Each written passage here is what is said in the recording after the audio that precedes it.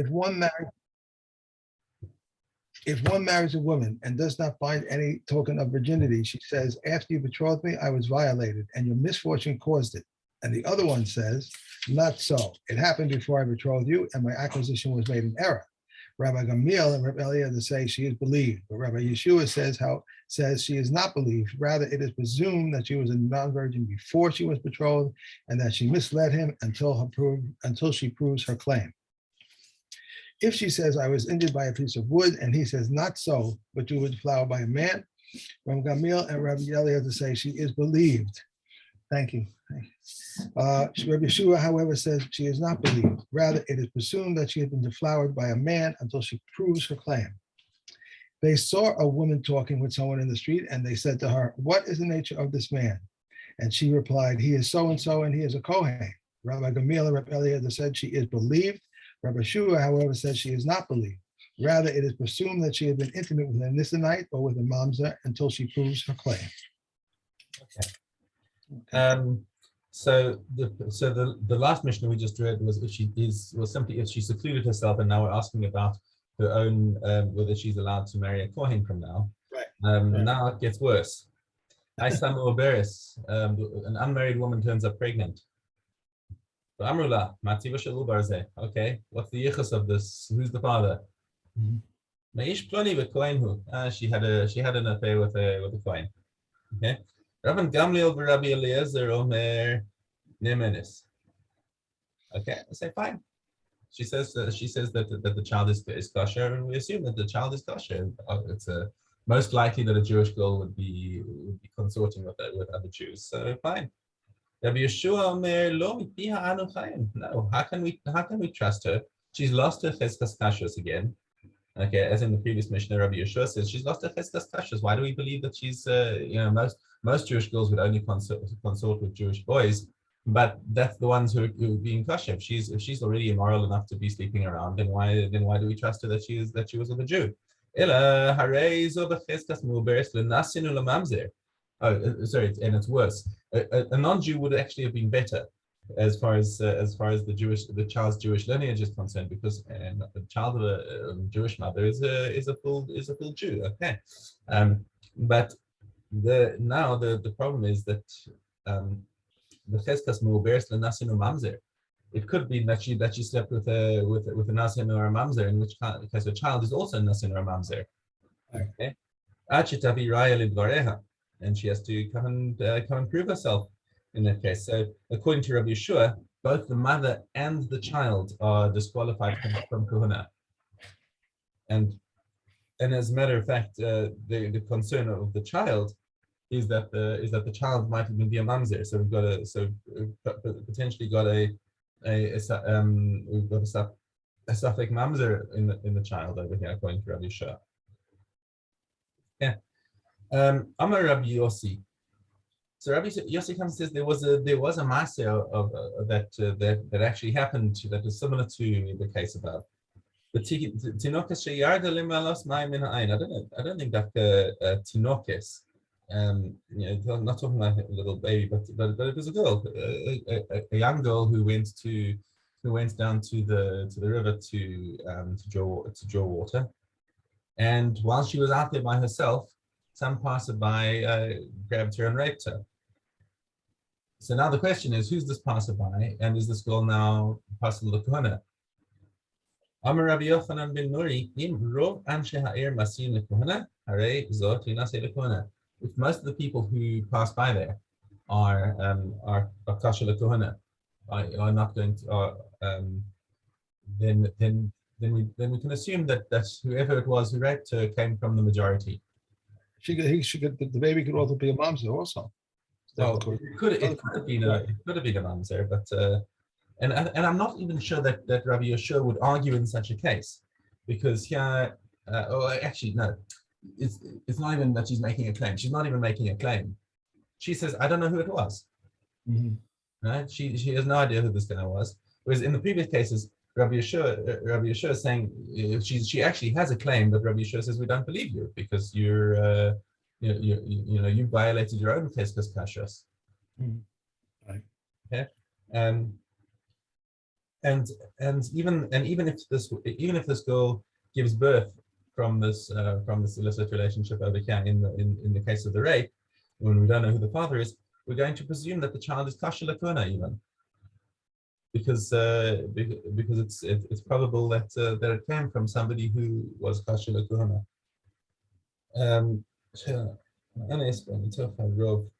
Yeah, that the rapist came from the majority of people in the city.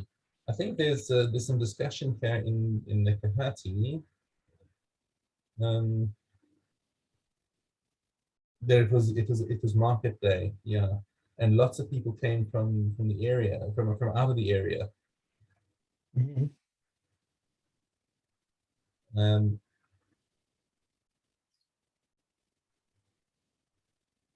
So right. In other words, Rabbi Yochanan ben Nuri didn't לא התיר לכהונה ברוב אנשי העיר בלבד, אלא נזקק לעוד רוב sia, and furthermore also the majority of the people who are traveling to the city, because the rapist could have come from the people who were traveling to the city on that day. They said he says you need a majority. They decided that they need a majority in the city to allow her to marry a Kohen. Correct.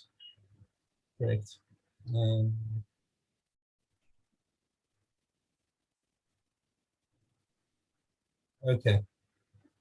All right, we're gonna kind of leave it at that. And it seems to me like the halakha has followed Rabbi Gamliel and Rabbi Eliezer in all the arguments with Rabbi Yeshua, that we trust her with her claim of who the father is. It's just curious because especially in the cases when she's nogea b'davar herself, and she's the it's going to affect her future. So why do we trust her that when she says that she's been that the person that she had relations with is kosher l'kohana? Interesting. Although I actually know it, I may be reading into that a little bit too much, because I don't. In some of the Mishnayos we said explicitly that the halach is like Rabbi Gamliel and Rabbi Eliezer, but in these cases it didn't say explicitly. Although it did say that the halacha is like them in the previous case where she was secluded with the guy. Right. Okay. So Mishna, even if she became pregnant, you would also believe her. Okay. Correct base.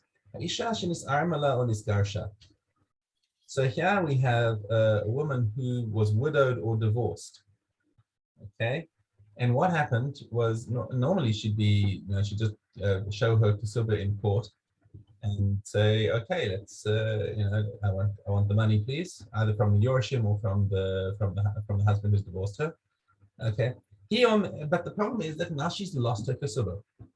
Now, normally when you have a shtar chov, if you lose your shtar chov, tap on you. Right. But the kesubah is a different thing, because the kesubah is something that's actually a ritual requirement, the religious requirement to have the kesubah. So we don't say that the husband gets off scot-free just because the wife lost the kesubah. Okay, she's still got it. Even unless his claim is that I already paid your kesubah, right? If he already claims, okay, I already paid it, fine. Then she's got to, then she would have to prove it. But yeah. But in either case, whether it's a widow who's claiming from the yorshim or a divorcee who's claiming from her ex, neither of them is disputing the fact that she hasn't claimed her kesubah. But what's the claim? He omeres basula nisasani. I got married as a virgin. Who omer lo hi el almana nisasif. You already an almana, a divorcee, or some other reason. In other words, they're arguing about how much the kesubah should be. He's saying 100, she's saying 200. Okay. So now we're kind of stymied. Okay, we don't have any public records of what happened. All that we've got is these two people. Maybe they came from the Dinas Hayam, they came from overseas, and we're just arguing locally about how much has to be paid out of the kesubah. Okay. Sorry, if there are witnesses from the wedding who said that she went out with a chinuma, which is chinuma is a kind of a veil over her head. which went over her eyes, and the rosha parua, and her hair was uncovered. Kesubos masayim. Then that's enough evidence to show that she got married as a virgin, and therefore she must be paid 200. Rabbi Yochanan ben Broka Omer Afilo Kala Israel said in the place where I live, the minhag is that when a virgin gets married, they're giving out pitzuchim. Right. So if that's what happened at their wedding, then we presume that she got married. That's the proof, right? By the way, in the absence of any other proof, if he's claiming 100 and that he only owes her 100, and she's claiming that he owes her 200, and there's no other supporting evidence, it seems like what would you say? Oh, no, but they needs proof. There has to be proof there somewhere. So where's the proof? Right. Exactly. If you don't have proof, then he says, okay, 100. He'll pay her 100. You can't force him to pay 200 if she doesn't have any evidence to. Right. I don't know. The parched grain doesn't seem like it's a real proof, but Ben Broka says that it is proof. That was the minhag. If that was the minhag, if it was such a strong minhag in his place, then that's good enough. Okay. Yevamos, test of base.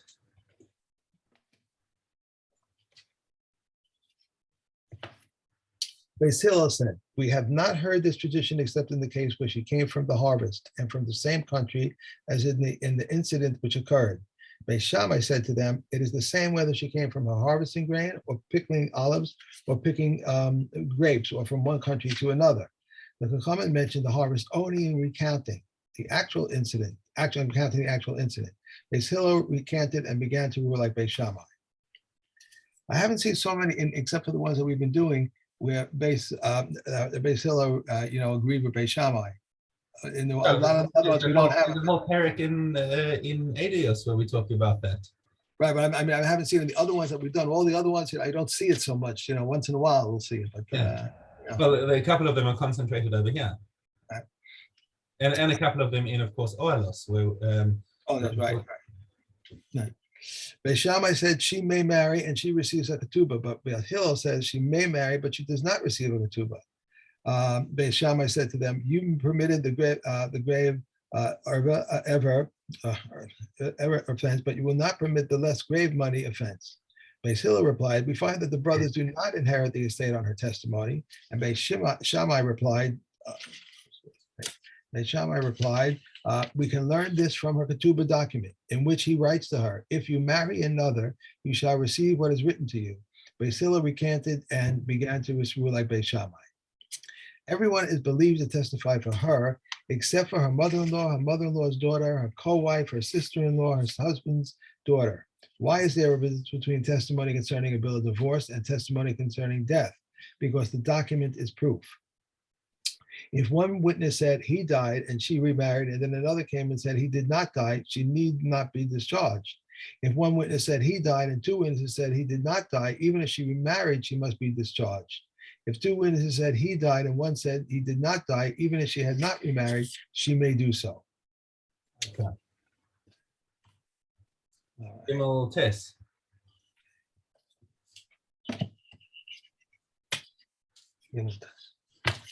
If three brothers were married to three strangers and one of them died, and then the second performed mama with her and also died, they require kolita but may not be taken in yibum. As it is stated, if one of them dies, her husband's brother shall come to her. Only a widow who is attached by one brother's bond is subject to yibum, not a widow who is attached by two brothers' bonds. Reb Shimon says he may perform yibum with her, whichever one he wishes, but he must perform kolita with the other. If two brothers were married to two sisters, and one of them died, and then the second one's wife died, she is forbidden to him forever because she was once forbidden to him.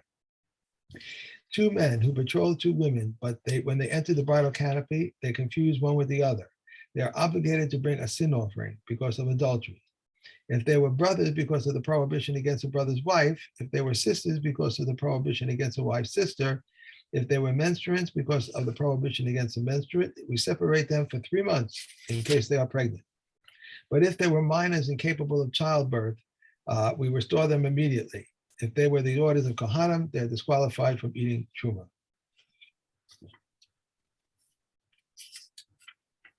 If someone performed chalitza with his yavama, and then she was found to be pregnant and she gave birth, if the child is capable of living, he is permitted to marry her relatives, and she is permitted to marry his relatives, and he has not disqualified her from the priesthood. If the child is not capable of living, he is forbidden to marry her relatives, and she is forbidden to marry his, and he has disqualified her from the priesthood. Okay. I one time saw this news article where two identical twin sisters married two identical twin brothers.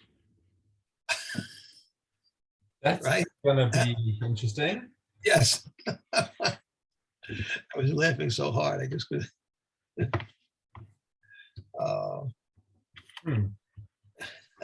Who are you? Which one are you? I don't know. Where those? I mean, That's looking for trouble.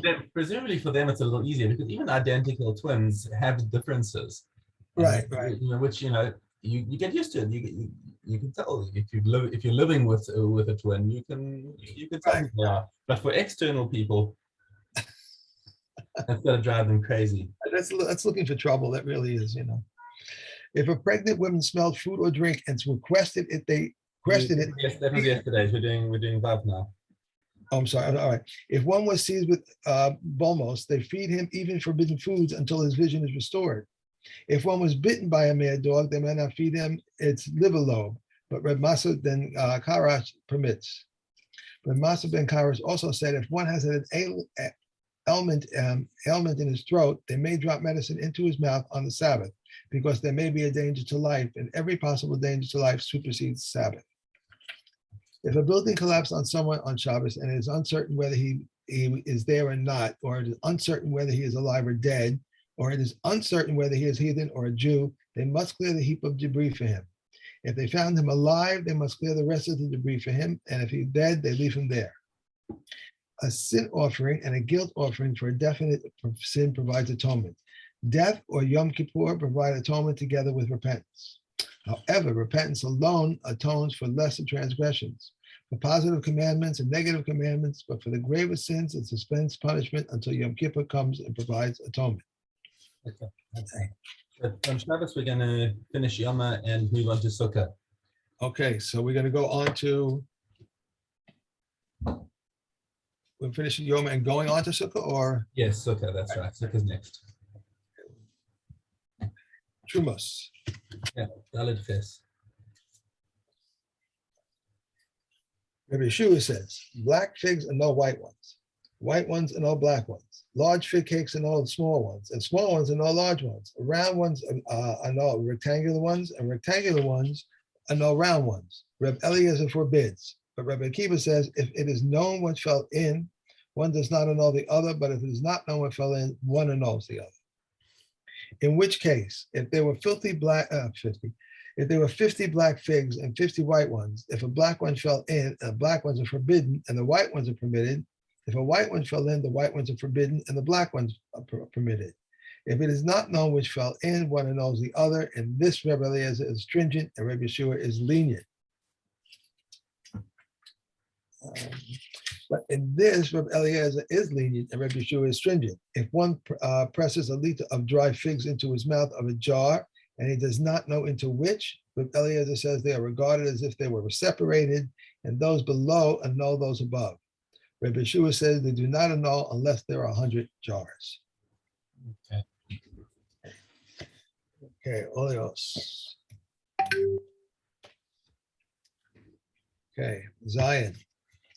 Just as they curtail Tumah when they are inside, so do they curtail Tumah when they're outside. How so? An olive pressing basket is placed on pegs outside a house. If there is a Tumah underneath the olive pressing basket, utensils inside it remain tahor. If the olive pressing basket is placed on pegs next to the wall of the courtyard or the wall of a garden, it does not curtail Tumah. And a beam is placed between two walls and a pot is suspended from the beam. If there is Tumah beneath the beam, utensils inside the pot are Ru Tahor by Rabbi Akiva, but Tameh by the Chachamim. Man and utensils become roofs to convey Tumah, but not to maintain something as Tahor. How so? 4 people are holding a slab of stone, and there is tumah below the slab. The utensils on top of it become tameh. If there is tumah above it, the utensils underneath become tameh. From Eliezer declares them tahor. The slab is placed on 4 utensils, even utensils made of dung, stone, or unbaked clay. If there is tumah underneath it, utensils on top become tameh. If there is tumah above it, utensils underneath it become tameh. The slab is placed on 4 stones or a living creature. If there is tumah underneath the slab, the utensils on top remain tahor, and there is tumah above it, the utensils underneath it remain tahor. Corpse bearers, there will be that will be passing under a portico, and one of them shut the door and close it with the key. If the door remained closed by itself, the house remains tahor, but if not, the house becomes tameh. A similar case would be when a bough of dried figs or a box of straw was placed in a window. If the dried figs or straw can remain in place by themselves, the contents remain tahor. But if not, everything becomes tameh. The house was partitioned with jugs that were planted with clay, and if the clay can remain in place by itself, the other side of the house remains tahor. But if not, it becomes tameh.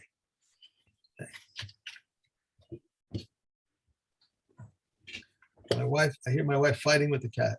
This one cat wants to get out. You can't walk anywhere near the living room because he just goes right to the door. He just wants to get out. Those are stand inside and out with the spray bottles. And now he's getting used to the spray bottle, so it doesn't even bother him. Oh my gosh. Okay. Gimel Zion, yes? Yes. Gimel Tess? I put it in the wrong place. If in 3 cases concerning tumah susceptibility, Reb Tzadok rules that the articles can become tameh, and the Kakaman rule that they are tahor. A nail of a money changer. B, a grist merchant's chest. C, this. Wait. I think you're in test. It's in test number 9. Oh, all right. I'm sorry. There are 4 things that Rabbi Gamliel deems capable of becoming tameh, and the Kakaman deem tahor: the metal cover of a householder's teni, and the hanger of a stringel, and an unfinished metal utensils, and a tray that splits into 2. But the Kakaman agree with Reb Gamliel in the case of a tray that split into 2 pieces, one large and one small, that the large piece is capable of becoming tameh and the small tahor.